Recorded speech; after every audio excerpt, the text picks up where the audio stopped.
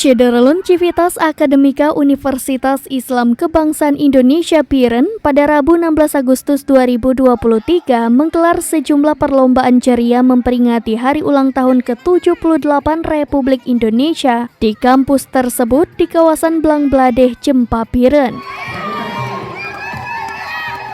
Perlombaan diikuti karyawan, para dosen dan unsur pimpinan kampus.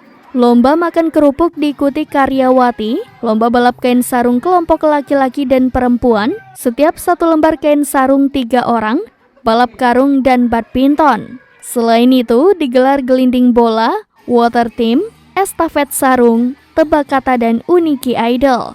Para karyawan dan dosen mengikuti arahan panitia dan mengikuti berbagai lomba, mulai dari lomba balap kain sarung, balap karung hingga badminton yang berlangsung di halaman tengah gedung utama Uniki Piren.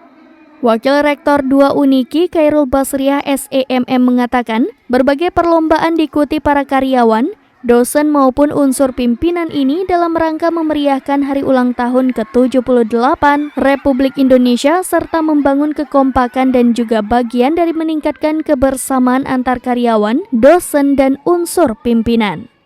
Dari Biren, Yusmandin Idris, serambinews.com.